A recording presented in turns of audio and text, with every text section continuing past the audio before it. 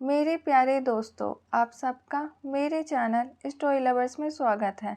Okay guys, FF का next part start करते हैं। लास्ट पार्ट में हमने सुना था सिचेन लेंजा पर गुस्सा कर रहा था क्योंकि लेंजा बाइक स्पीड में चलाता है। अब आगे लेंजा बड़ी सी स्माइल के साथ कहता है, ब्रदर आप गुस्सा क्यों कर रहे हो? आप गुस्सा करते हुए बिल्कुल भी अच्छे नहीं लगते, इसलिए ब्रदर आप शांत हो जाओ। ऐसे भी मैं कुछ दिन बाइक नहीं चलाऊंगा। सिचेन ने कहा, मुझे ये दांत दिखाना बंद करो, नहीं तो मुझे 2 मिनट नहीं लगेंगे तुम्हारे दांत तोड़ने में। लेंजा ने कहा, ब्रदर मुझे इतनी चोट लगी है, फिर भी आप मुझे डांट रहे हो, और क्या मैं अब हंस भी नहीं सकता? सिचेन ने कहा, तुमने तो मेरी बात को ना मानने की कसम खा रखी है, इसलिए मैं तुमसे ज़्यादा बहस नहीं करूँगा। तुम आराम करो, मुझे वापस ऑफिस जाना होगा। लेंजा ने हाँ में अपना सर हिलाया। सिचेन लेंजा के कमरे के बाहर चले गए और वो ऑफिस जाते वक्त सोच रहे थे। आज लेंजा के चेहरे पर अलग चमक थी। कॉलेज में कुछ तो ऐसा हुआ है जिससे लेंजा बहुत खुश है। चलो अच्छा है, कई सालों बाद लेंजा इतना खुश नजर आ रहा है। ऐसा सोचते हुए सिचेन ऑफिस चले गए। जियांग मैंसन में वुजियान अपने कमरे में था और स्टडी कर रहा था कि तभी उसके कमरे का दरवाज़ा खुला। यानली और जियांगचंग कमरे के अंदर आ रहे थे। वो दोनों जानना चाहते थे कि उसके छोटे भाई का कॉलेज में पहला दिन कैसा गया। उसे कोई तकलीफ तो नहीं हुई या उसे किसी ने परेशान तो नहीं किया।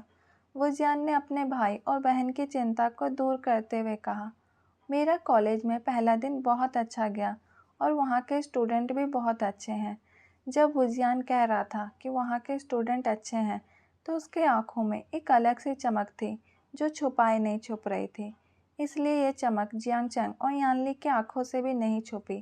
जियांगचंग ने कहा, वुजियान तुम्हें कोई अच्छा दोस्त मिल गया क्या? वुजियान याद रखना, हाथी के दांत दिखाने के कुछ और खाने के कुछ और होते हैं, इसलिए किसी की चिकनी चुपड़ी बातों में मत आना। वुजियान ने कहा, ब्रदर मैं ध्यान रखूँगा। यानली ने कहा, चलो छोड़ो इस बात को, डिनर का टाइम हो गया, इसलिए दोनों नीचे चलो। कुछ ही समय में जियांग फैमिली ने अपना अपना डिनर कर लिया और सब अपने कमरे में थे। नेक्स्ट मॉर्निंग सब अपने काम के लिए निकल गए। इस बार वुजियान को जियांगचैंग कॉलेज छोड़ने नहीं गया, बल्कि एक ड्राइवर को ये जिम्मेदारी सौंप दी गई कि अब से वुजियान को कॉलेज ले जाने और लाने की उसकी जिम्मेदारी है। वुजियान को कार चलानी नहीं आते थे, इसलिए उसे ड्राइवर की ज़रूरत थी। कुछ ही समय में वुजियान ड्राइवर के साथ कॉलेज के लिए निकल गया। लैन मैंसन में सिचेन लेंजा को मना कर रहे थे कि वो कुछ दिन कॉलेज ना जाए, लेकिन लेंजा इस बात से सहमत नहीं था।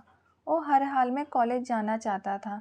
इसका बहुत बड़ा कारण वुजियान था, क्योंकि वो वुजियान को देखना चाहता था। घर में रहकर लेंजा के दिल की बेचैनी और बढ़ जाती। इससे तो अच्छा है कि वो कॉलेज जाके अपने दिल को थोड़ा सुकून पहुंचाए। लेकिन ये बात उसके बड़े भाई को कौन समझाए? वो ये तो नहीं कह सकता कि वो अपने दिल के खातिर मजबूर है और कॉलेज किसी को देखने के लिए जाना चाहता है। अगर गलती से भी लेंजा ने ऐसा कुछ कह दिया तो उसे अपने भाई के बहुत सारे सवालों के जवाब देने होंगे, और लेंजा ऐसा तो बिल्कुल नहीं चाहता था।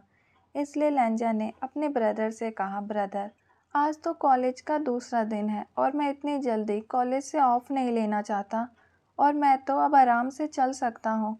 मुझे सच में कोई तकलीफ़ नहीं हो रही। सिचेन लेंजा के जिद के सामने झुक गए और उन्होंने कहा, लेंजा अगर तुम जाना चाहते हो तो ड्राइवर तुम्हें छोड़ के आएगा और तुम ड्राइवर के साथ ही वापस आओगे। लेंजा ने खुश होते हुए कहा, ब्रदर आप जैसा ठीक समझे। सिचेन ने कहा, अपनी नौटंकी बंद करो और जाओ, इससे पहले कि मेरा मूड चेंज हो जाए।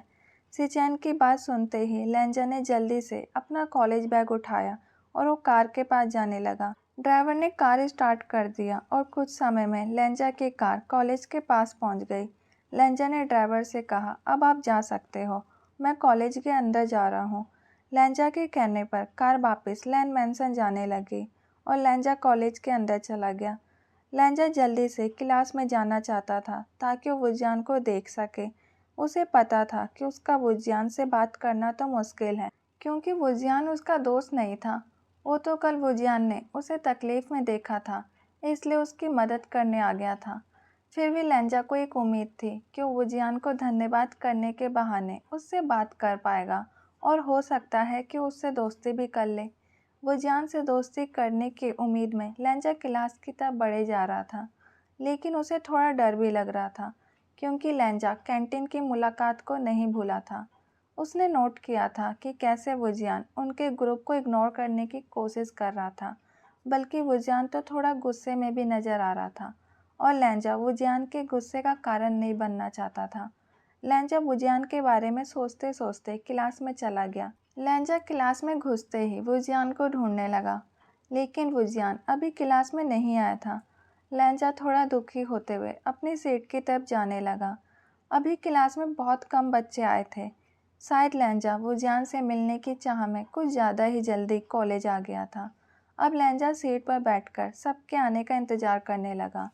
कुछ ही देर में लेंजा का पूरा ग्रुप क्लास के अंदर आ गया और वो लेंजा को देखकर थोड़ा हैरान हो गए, क्योंकि आज से पहले वो सब मिलकर लेंजा का इंतज़ार करते थे। आज पहली बार ऐसा हुआ था कि लेंजा उनसे पहले आके बैठा था और उनका इंतज़ार कर रहा था।